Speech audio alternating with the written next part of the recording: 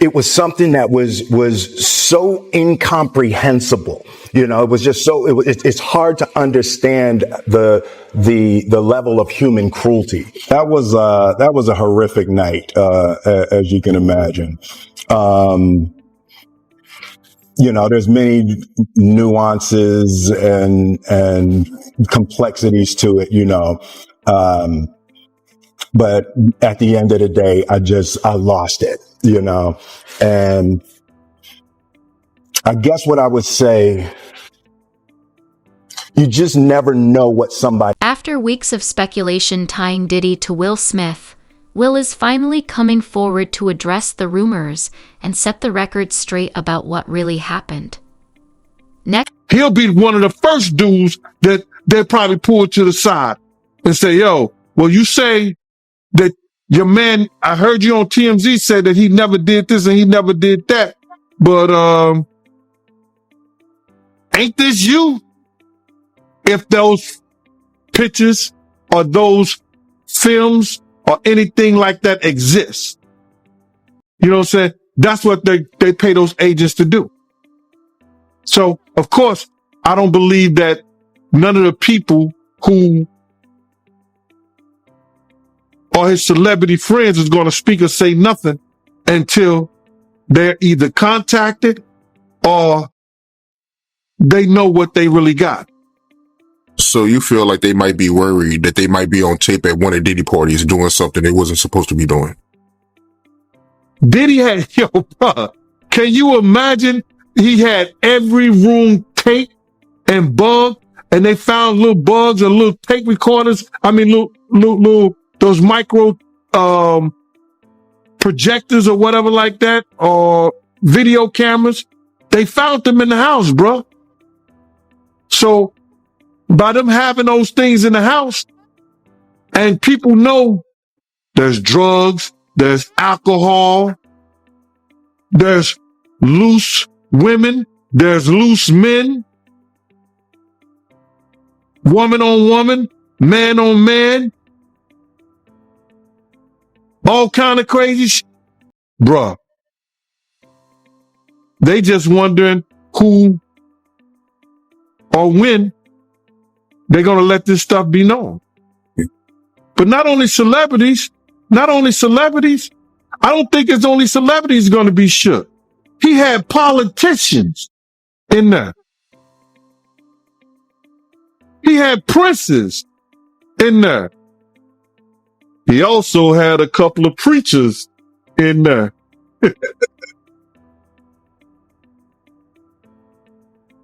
Hallelujah. That's crazy. You personally, you think they got tapes? Well, my personal opinion that if Lil Rob could be trusted and his statements are true, they got him. They got tapes and stuff. even if Diddy eventually faces charges, Whittle may still be in trouble. Reports claim he held onto certain tapes, allegedly using them as potential leverage against others. Will Smith, you told me before that you was at a party before that they attended and you said the party was weird. Tell me about that. Okay, this is boxer. His name Twan. He's from our neighborhood. He was married to Tanisha Arnold. So the broad played Pam on Martin Lawrence. We went to the party with her. I mean, it was a matter of fact, it was a set it off party. Jada Pickett, Vivica Fox, all of them was there. You know what I'm saying? It was just seemed like Puff and Tupac was like a couple, seemed like to me. It was just a lot of weird shit going on, you know what I'm saying? The vibes ain't there. I guess that's what Tupac was talking about, the Illuminati and shit. It's like Vivica Fox was with this big gay man. He was 6'9". They called him, his name 6'9". He had the red hair with a big old booty and shit. Nobody was gay and I'm like, what the fuck is going on here? It's just a lot of weird shit, dude. You know what I'm saying? That shit, it ain't right. You know what I'm saying? I guess that's what Tupac, I guess he wanted to get up out of the Illuminati or something. But I seen it there. Matter of fact, MC Light pulled off with Tanisha Arnold. You know what I'm saying? In her brand new 560, black one. Yeah, that shit weird, dude. Yeah, that's some weird ass shit going on, you know? Yeah. And what was Tupac doing at the party, yo? Him and Puff was there together. They was there, you know what I'm saying? Party was weirdoed out. And it was Jada Pickett. Well, You saying the whole party was weird. What did you see at the party that made it weird? I mean, I'm confused. I guess it was Illuminati. It's just weird. I know I wouldn't want to be part of no shit like that. You know what I'm saying? You know, I'm from the old school, dude, and that shit wasn't really tolerated with my generation. You know what I'm saying? Yeah, hate crime, yes, but it's more tolerated these days and nothing like that. It's more, you know what I'm saying, more open now, you know what I'm saying? But back then it was kind of fishy, you know what I'm saying? Still kind of fishy, you know, but it's more, you know, out there now. The incident y'all had with Warren G and Kid Frost. Tell me about that, my man. Okay, Kid Frost had gave a party at the House of Blues. One of our big homeboys wanted to go with us, you know what I'm saying? So he went with us and he said, "Oh, you young niggas have fun." So one of Kid Frost's homies still on my big. This isn't just smoke and speculation. Multiple sources now say they personally witnessed Diddy and Will together, further fueling the controversy. Big breakup for us. We were actually looking towards separating and divorcing. And we separated. The world just didn't know. Then we had a reconciliation. And then 2016 came and we had the ultimate break. But the world didn't know. Mm-hmm. And I think that that's where some of the misconception about having an open marriage came into play, because we were living lives as single people, mm-hmm. and the world didn't know. Over the span of 12 years of just trying to figure out this thing called love and marriage between Will and I, it's been a trip. And I think that even with that entanglement piece, which I talk about extensively in the book, mm-hmm. how I played a part in the misconception of that narrative of allowing myself to be portrayed as an adulteress, allowing myself to be portrayed as someone that had betrayed Will. And that wasn't the case. We broke up in 2016. He went on to live a life as a single man. I went on to live a life as a single woman. And then when we had the talk at the red table, I was going to go to the red table by myself, mm-hmm. to talk about the entanglement. Mm-hmm, mm-hmm. But Will decided he wanted to come with me. And we were going to then tell the world, hey, we haven't been together. And this happened during that time. Well, when we got to the table, Will wasn't ready. He wasn't ready. He wasn't ready for the world to take this heat. Because guess what? The heat is coming either way. Whether when we decide to get divorced, when we decide to separate, whatever. This is my practice run. Strip it down. Let it go, Jada. And then let's see what's left.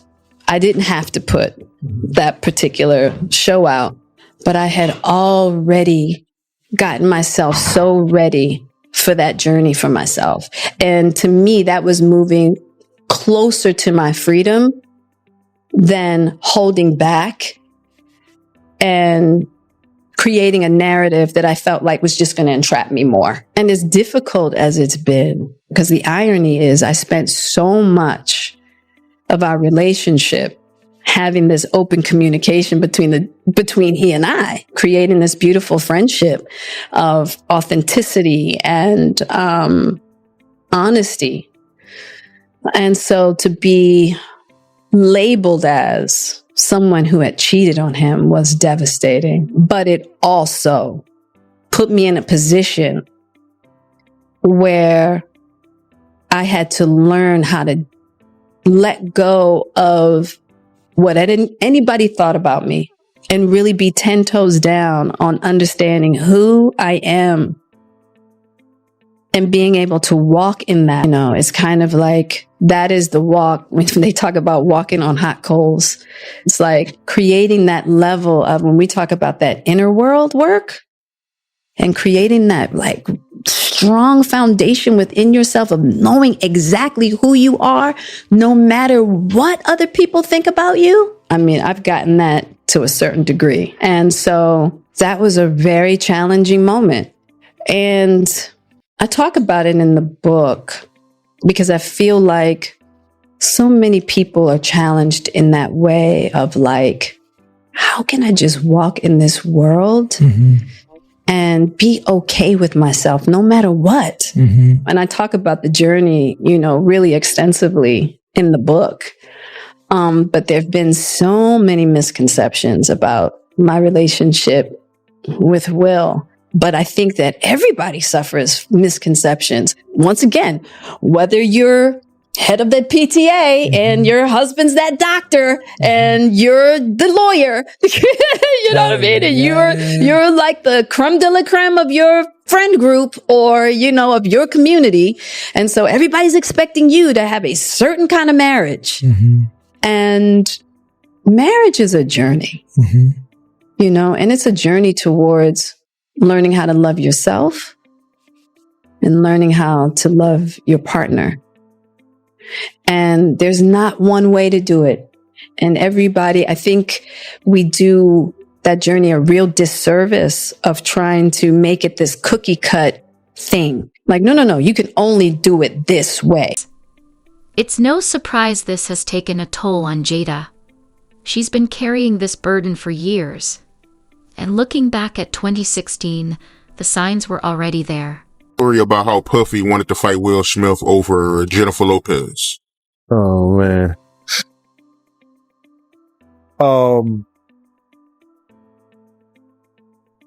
We were at a birthday party that I think either Matt Damon was giving for Ben Affleck. It was just a little gathering. They was at the Four Seasons. Will Smith and his sister and her husband, we were all sitting on this side of the room. Matt Damon, Ben Affleck, Jennifer Lopez, Puff, Will Smith, and Jada, and they was sitting on the other side of the room. So I know Puff so well that he stood up. When he stood up, he walked and did his own some kind of way, like, and then he went like this, you know, like that. I went over towards him. I know to go over there towards him. So I go over towards him, and he said to me, he said, "Yo, I think Will and Jada is trying to scoop up Jennifer. I want you to stay close, because I'm a snuffer."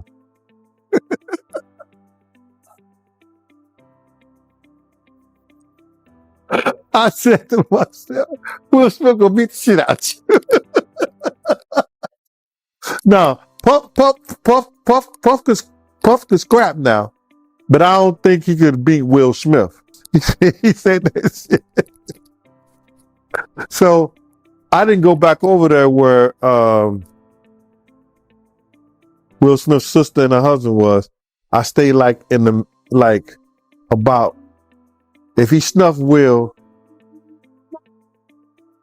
I could move slow enough that Will could probably get 2 or 3 punches back in. Yeah, but that shit was funny. He thought that Jada and Will was coming on too strong to Jennifer, making advances. Some believe the tension between Diddy and Will stems from long-standing rumors that both Will and Jada were interested in Jennifer Lopez while she was dating Diddy. And to understand how serious things may have been for Will, many point to events involving Lil Rod earlier this year, when producer... If you read the documents, in his mind, he was so scared that when he went to other people in the camp and said, "Why did he treat me? Why did he doing this and doing that?" They said, "Oh, he just playing with you because he love you. He like you." He was... No. He was trying to instill that fear in you that he had in you. And he won. Yeah, that does make sense, man. And me looking at this lawsuit, he's also, alleging that he met Cuban Gooding Jr. through Diddy on Diddy Yacht. And it even got to a point where he started touching him on his, upper inner thigh near his groin, according to him. Did you see the picture? Nah, I didn't get to see it, but Oh my God. Yo, listen to me, man. I don't know if it was what they call it when you take two pictures and they put it together, stuff like that. What they call it when they put the pictures together and they don't belong together, but they put it together. Whatever, side by side. yeah, whatever they call that. Cuban Gooding Jr. was so close to that. That was his lady. That's how close he was to him. And then his hands all on his leg and everything. It was crazy, bro. I don't even believe that. So when you see Cuban Gooding fighting a case here in New York, when he said the girl was saying that he was groping her and everything like that, I'm glad they didn't show that picture at his trial. Because he would have been guilty. That's how close he was to that kid, man. So you seeing on pictures, do you believe his claims? Yeah, I believe his claims. If somebody put something in Cuban Gooding Jr. ear that this was fresh meat, or see can you break him, or see can you do something? Because don't no other man be that close to no other man, for that reason. Come on, bro. That's crazy. Hey, do you know him? Have you ever met him before? No, I don't think I met him before. I can't recall me, no. And videographer Rodney Lil Rod Jones filed a federal lawsuit accusing Diddy of harassment, intimidation, and drugging, claiming he lived with him from late 2022 to late 2023. Recorded hundreds of hours of footage allegedly showing troubling and potentially criminal behavior, and later amended the lawsuit to include actor Cuba Gooding Jr. over alleged inappropriate conduct on Diddy's yacht. That has come out involving the producer Little Rod.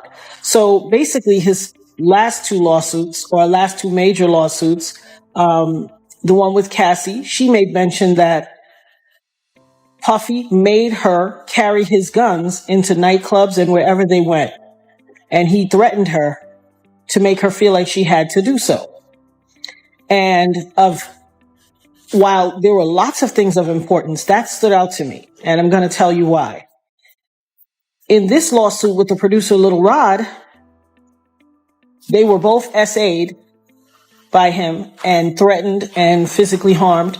But in this lawsuit, he appears to be a very young producer to me.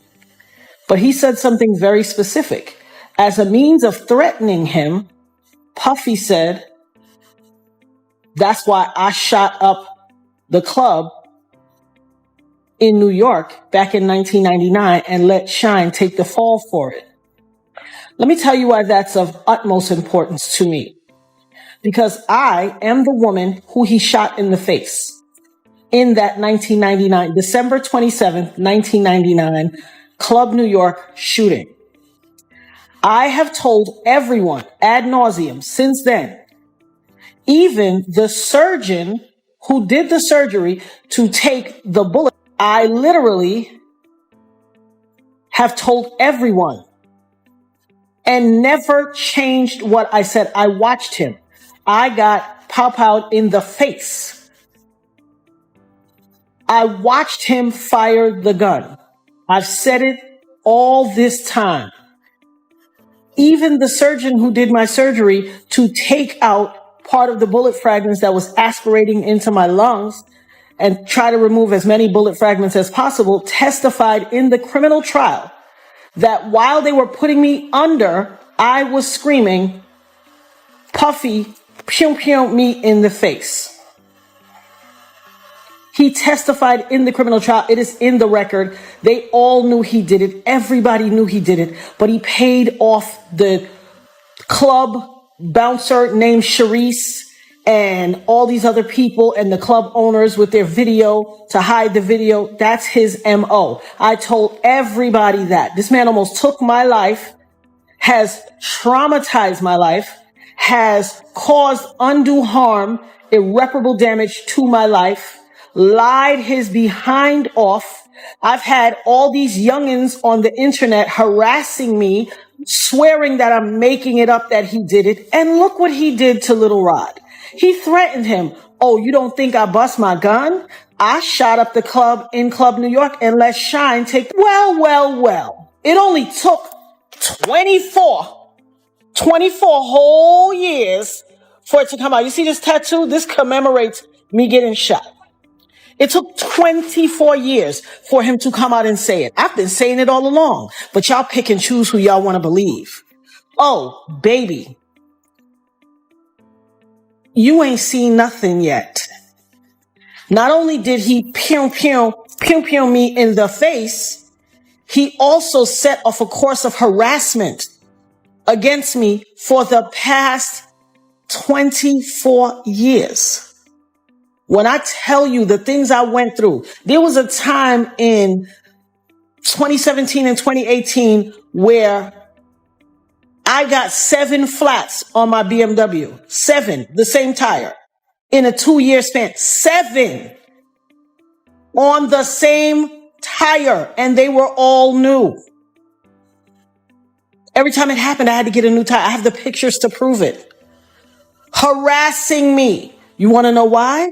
Because prior to Cassie, I was the only person to be victimized by him and then to successfully sue him and get paid.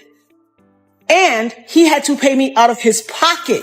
He has never gotten over that. Oh, baby. You see this RICO charge that's about to come?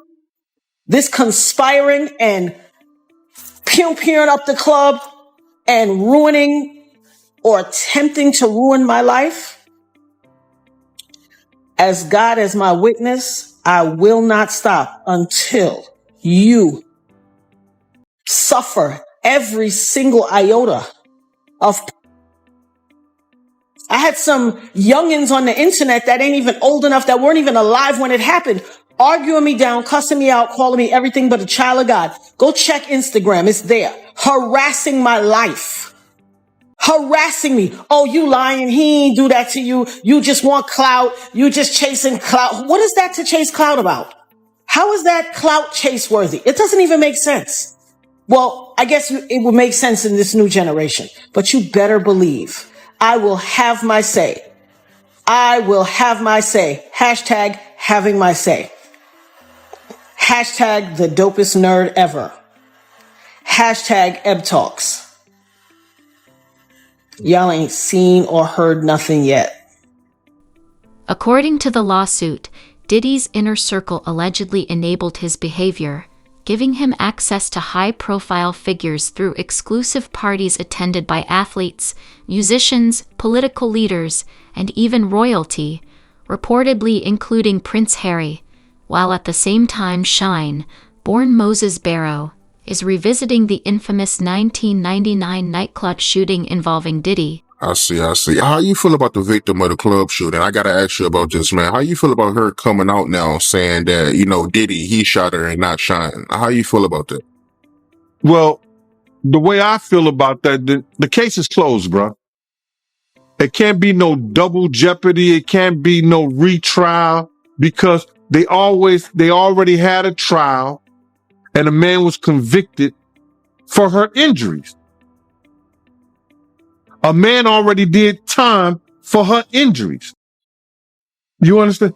If they would have to go back and see that if there was ballistic tests done on Jennifer Lopez, on Puffy, God bless the dead, on Wolf, did they do ballistic tests? And then see if they did ballistic tests and Puff had gunpowder on him, you understand? Why didn't the police go through with charging him? Why didn't the police charge him? She can say that now. And she said that I don't take nothing from the victim. I don't take nothing from the victim. But her lawyer should have advocated. I know Puff and Shine, they had the same charges. But like I said before, and like Sean said also, Sean said this also because it's true. Puff had witnesses that come in to testify against Sean now. And the case is over with. It's been what? Well, how many years it's been? 15, 20 years? 15, 17, 15. Sean went to jail for 10 years. It was in 99, right? So About 23 years, huh? about 20 some years. Ain't nothing they can do about that, bro. They can't reopen that shit and charge him. Yeah, I mean, she did say that she, willing to lose an eye for authorities can, remove the bullet fragment from her eye for they can use it as evidence against Diddy. So, I mean, she did say that. Bruh, I find that shit to be hilarious. How much money would you give for your eye? How much money would you give for your eye? They didn't even say Puff had a gun. They didn't even find, Sean got caught with a gun coming out the club. They didn't catch Puff with a gun on him. They caught a gun in the car. There were 4 people in that car. One person is dead. What do you think the lawyer's going to say? It was his. It was the bodyguard. It was the security. It wasn't Mr. Combs. You understand what I'm saying? So, she willing to lose an eye? And what is the fragment is come from Sean's bullet. Because what happened was, bruh, they shot in the air and things ricocheted and hit. These new reports, right? How you feel about them saying that, Jennifer Lopez, she was carrying the gun in her purse? My man, you can't make me believe that. I've been around Ms. Lopez plenty of times.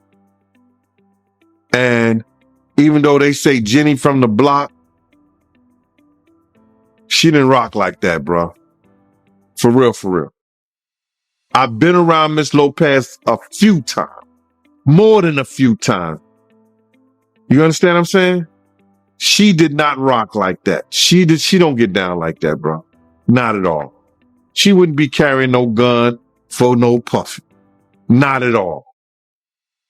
I know that. Yo, I would bet anything on that one, bro. That's right there. That's some internet bullshit. So with that being said, right, how exactly did Diddy do Sean wrong when it comes to the case? If you don't mind me asking, break that down. Well, I believe Diddy did Sean wrong because he told security at the time, and the head of security of his everyday operation was Paul Offer. If y'all know somebody who was there at the club that witnessed the shooting, go find.